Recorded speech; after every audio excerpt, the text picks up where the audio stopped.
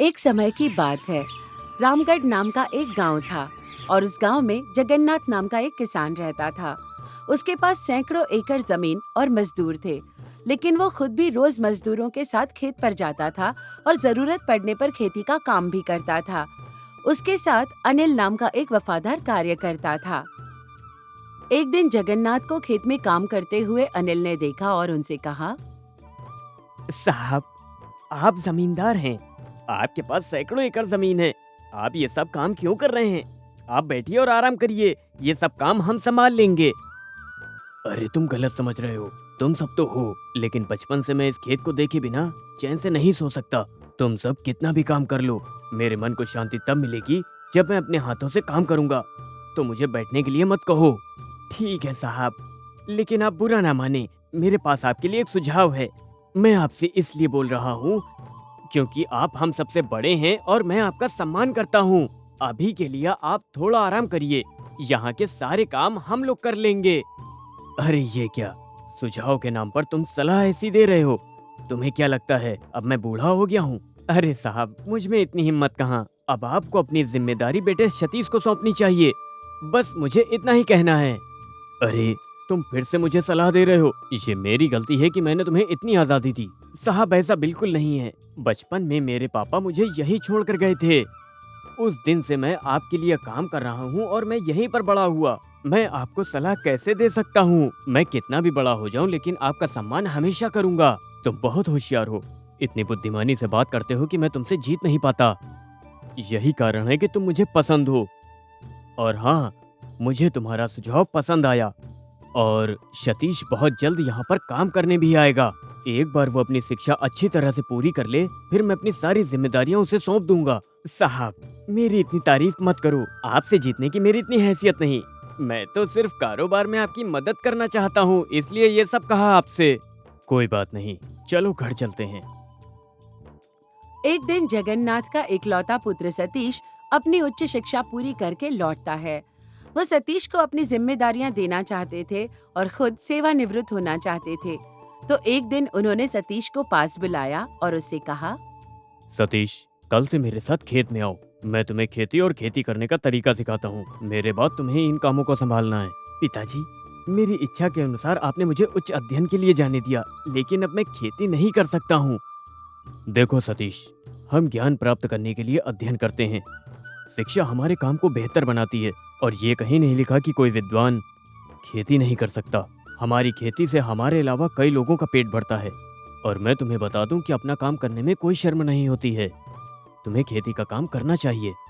आपने सही कहा पापा, खेती तो बढ़िया काम है, लेकिन उसमें मुनाफा नहीं। साल भर इतनी मेहनत करने के बाद भी हम बहुत अच्छी आमदनी की उम्मीद कैसे कर सकते हैं? हम अकाल या भारी बारिश की भविष्यवाणी नहीं कर सकते और ना ही हम इसके बारे में कभी सुनिश्चित हो सकते हैं। अरे, तुम मुझे खेती के बारे में ज्ञान दे रहे हो। बताओ, तुमने क्या फैसला किया है? क्या तुम खेती करना चाहते हो? मुझे वक्त चाहिए। मैं एक व्यवसाय स्थापित करना चाहता हूँ या फिर सरकारी नौकरी करना चाहता हूँ। आप मुझे थोड़ा वक्त दीजिए पापा। ठीक है, मैं तुम्हें समय दूंगा। मुझे तुम्हारी बातों से लगता है तुम सही हो। खेती में काफी मुश्किलें और नुकसान भी है। जैसा तुम चाहो करो, लेकिन एक शर्त है, मैं तुम्हें समय दूंगा। जाओ और उन नौकरियों की तलाश करो जिनमें कोई कठिनाई और हानि ना हो। अगर तुम्हें ऐसा कोई काम मिलता है तो बेशक करो। ठीक है पिताजी, मुझे ऐसा काम बहुत जल्द मिलेगा। ठीक है, लेकिन पहले हमारे गांव के सबसे बड़े व्यापारी राम सिंह से मिलो। उनके पास एक हफ्ता रुको और उनसे कुछ तकनीकी सीखो। अपने पिता के कहने पर सतीश अपने गांव के उस बड़े व्यापारी के पास गया जिनका नाम राम सिंह है। वो लाखों का व्यापार करते थे। और बाबू, क्या नाम है तुम्हारा? अरे साहब, मेरा नाम सतीश है।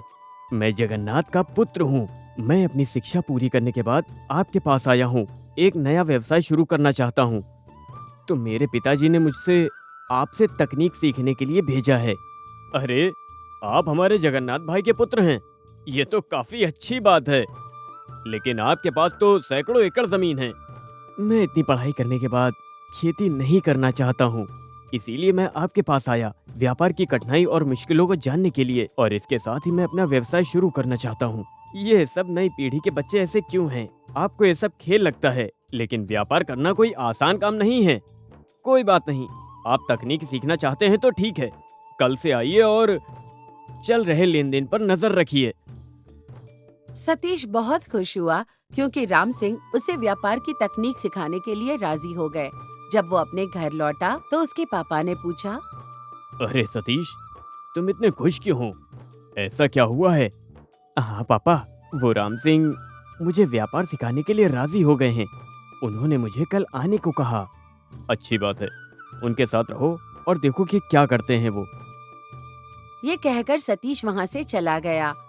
उसी वक्त अनिल उनके पास आया और उनसे बोला, अरे साहब, मैंने सोचा था आप सारी जिम्मेदारी सतीश को देकर आराम करेंगे, लेकिन आप तो उन्हें व्यापार के लिए प्रोत्साहित कर रहे हैं। देखो अनिल, वो पढ़ा लिखा है, उसके अपने सोच विचार हैं। वो व्यापार करना चाहता है तो ठीक है, देखते हैं। अगर वो सफल हुआ तो मुझे खुशी होगी।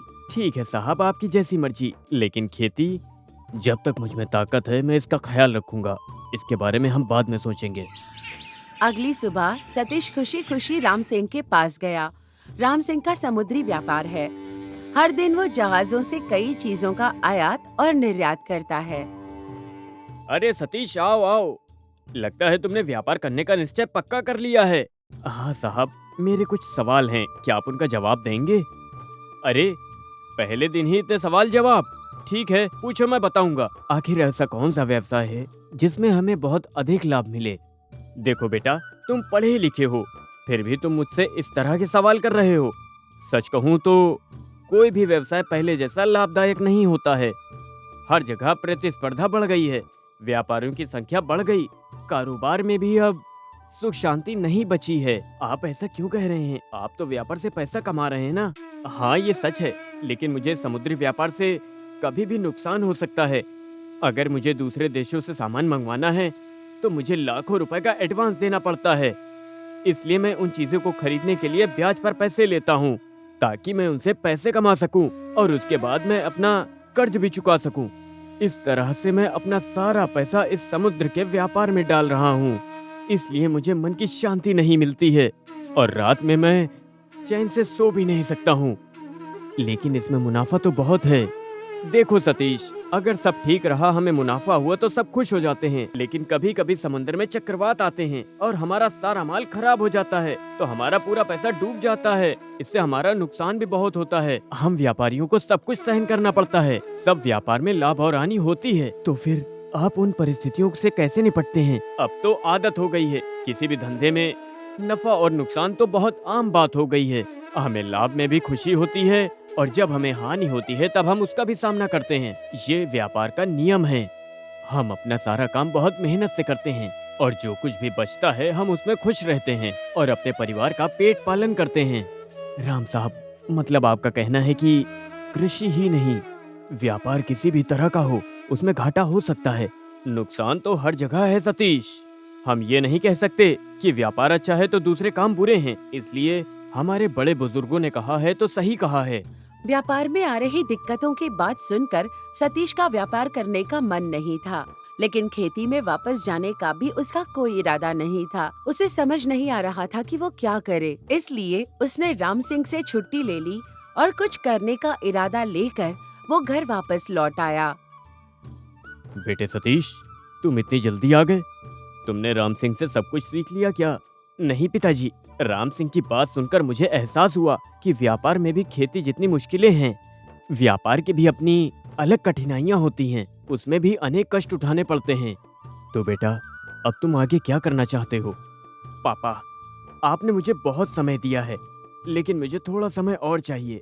अब मैं नौकरी करना चाहता हूँ। ठीक है, जैसा तुम चाहो। मैं तुम्हारे किसी काम में बाधा नहीं डालूंगा, लेकिन तुम्हें शर्त तो याद है ना? या अपनी दी हुई शर्त को भूल गए हो तुम? हाँ हाँ, याद है मुझे। जिस काम में मुझे कोई कठिनाई नहीं होगी, मुझे वैसा काम ढूंढना है, या फिर पूरी मेहनत से मुझे खेती का काम करना है। यही शर्त है ना? ठीक है, अब तुम जहाँ जाना चाहो जा सकते हो। सुधाकर के पास, वो मेरा बचपन का दोस्त है। वो बहुत दिनों से शहर में रहता है। मैं उसके पास जाकर सरकारी नौकरी करने की कोशिश करूंगा। पिता से अनुमति लेने के बाद सतीश अपने बचपन के दोस्त से मिलने के लिए शहर चला गया। अनिल, जो ये सब बातचीत सुन रहा था, वो जगन्नाथ के पास आकर बोला, अरे साहब, सतीश फिर शहर जा रहा है। वो इतना जिद्दी क्यों है? वो आपकी बात क्यों नहीं सुनता? आखिर आप उसे रोकते क्यों नहीं? देखो अनिल, वो इस उम्र में कुछ नहीं समझेगा। उसके सर पर भूत सवार है।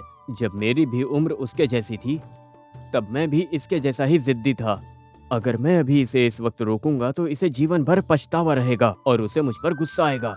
वो जो कुछ भी व्यापार करना चाहता है, मैं उसकी उसे अनुमति दे रहा हूँ, ताकि वो अपने जीवन के सारे तजुर्बे अपने अनुभव से ही सीखे। हाँ साहब, वो बहुत खुशनसीब है कि उसे आप जैसा पिता मिला। अब सतीश सीधे शहर गया और अपने बचपन के दोस्त सुधाकर से जाकर मिला। अरे सतीश, आओ बैठो। कैसे हो? क्या कर रहे हो आजकल? हमें मिले हुए लंबा समय हो गया। अरे रुको रुको, मुझे भी जवाब देने दो। मैं ठीक हूँ, तुम कैसे हो? चलो बैठकर बात करते हैं। क्या बताऊँ दोस्त, इस काम में तो मुझे सांस लेने का भी समय नहीं मिलता। ये नौकरी तो अच्छी है, लेकिन मैंने इसे छोड़कर अब गांव में शांति से खेती करूंगा, यही फैसला किया मैंने। क्या तुम ये सब छोड़ना चाहते हो? क्या तुम पागल हो गए हो? तुम्हें पता है मैं यहाँ क्यों आया था? अरे हाँ हाँ, मैं तुम्हें देखकर इतना उत्साहित हुआ कि पूछना ही भूल गया। बताओ, तुम यहाँ कैसे आए? कोई खास वजह? सतीश ने अपने पिता द्वारा रखी गई शर्त और राम सिंह के साथ के अनुभव के बारे में सब कुछ बता दिया। सुधाकर को सब बताने के बाद उसने पूछा, ये बात तो है सुधाकर, मैंने सोचा था कि तुम सरकारी नौकरी में हो तो मुझे नौकरी दिलाने में मेरी मदद करोगे तुम। लेकिन अब तुम भी नौकरी छोड़कर गांव में खेती की बात कर रहे हो। आखिर यहाँ से क्यों जाना चाहते हो तुम, वो भी खेती करने के लिए? सतीश, मैं तुम्हें बता दूं, सरकारी नौकरी के बारे में तुम जो भी सोचते हो वो सच नहीं है। ये आसान नहीं, एक युद्ध की तरह है। अगर बड़े अधिकारी नाराज हो गए तो हमारी शामत आ जाती है। ऐसे क्यों बोल रहे हो? तुम्हें इतना अच्छा वेतन मिलता है, काम और हैसियत भी तो मिलती है ना, फिर क्या तकलीफ है? हाँ हाँ, वो तो सब दिखावा है। लोग दिखते कुछ और होते कुछ और हैं। ये लगता आसान है, लेकिन मेरा विश्वास करो, ऐसा कुछ नहीं है। हाँ, सुविधाएं तो हैं, लेकिन शांति नहीं। ऊपर से ये काम थका देने वाला होता है। मेरा जो भी अनुभव है मैंने तुमको सब बता दिया है। अरे ऐसा तुम क्यों कह रहे हो? ऐसा है तो यहाँ लोग काम क्यों कर रहे हैं?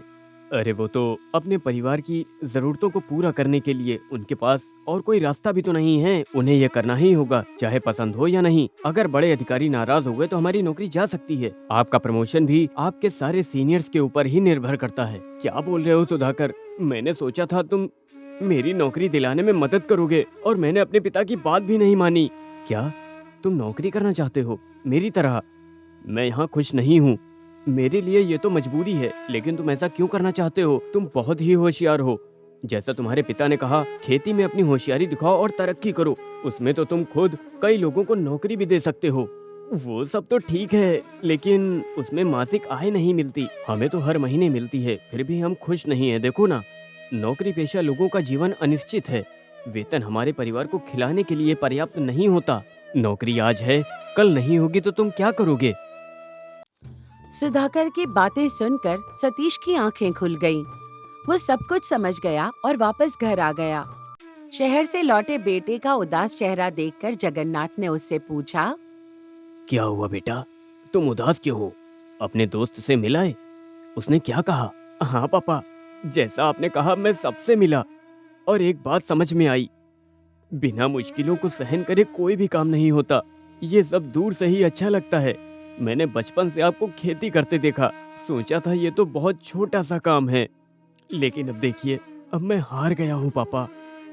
ऐसा मत कहो, तुम हारे नहीं हो। तुमने सोचा कि सिर्फ खेती में ही बहुत कठिनाइयां हैं। ये तुम्हारी गलती नहीं है, तुमने सिर्फ मुझे काम करते देखा है। लेकिन सच्चाई ये है कि जहाँ लाभ होता है वहाँ नुकसान भी होता है। उसी तरह जहाँ सुख है वहाँ कठिनाई भी होती है। कोई भी व्यापार हो वो आसान नहीं होता। कठिनाइयाँ हमारे जीवन का अहम हिस्सा हैं। अगर हमारे अंदर आत्मविश्वास है तो हम जीवन में कठिनाइयों का सामना करके बहुत आगे बढ़ सकते हैं। आप सही कह रहे हैं पापा। अगर हमारे अंदर आत्मविश्वास है तो हम किसी भी मुश्किल का सामना कर सकते हैं। मुझे अपनी गलती का एहसास हो गया है। मैं आपसे माफी मांगता हूँ। मैं अपनी नौकरी का सपना छोड़कर अपनी खेती में व्यवसाय आगे बढ़ाऊंगा और खूब तरक्की करूंगा। बहुत अच्छे बेटा, तुम्हें हमारे काम की कीमत पता चली। कोई भी काम बड़ा या छोटा नहीं होता। ये सब काम करने वाले की बुद्धि पर निर्भर करता है। क्या कहते हो अनिल? बिल्कुल सही कहा साहब, मैं आपकी बात से सहमत हूँ और मैं सतीश का समर्थन करूंगा। ये कहकर सब हंस पड़े। उस दिन से सतीश रोज खेत पर जाता था। कृषि में नई तकनीक का प्रयोग करके उसने बहुत ही कम समय में उपज को दुगना कर दिया और वो गांव का सबसे कामयाब किसान बन गया। जगन्नाथ अपने बेटे में ये परिवर्तन देखकर खुश हो गए और काम छोड़कर आराम फरमाने लगे और साथ ही अनिल अपने नए मालिक को कृषि के मुख्य कार्यों में मदद करने लगा। अब सभी लोग बहुत खुश थे। अगर आपको ये कहानी पसंद आई तो इसे लाइक करें, शेयर करें और अधिक नई कहानियों के लिए हमारे new stories book Hindi channel को सब्सक्राइब करें।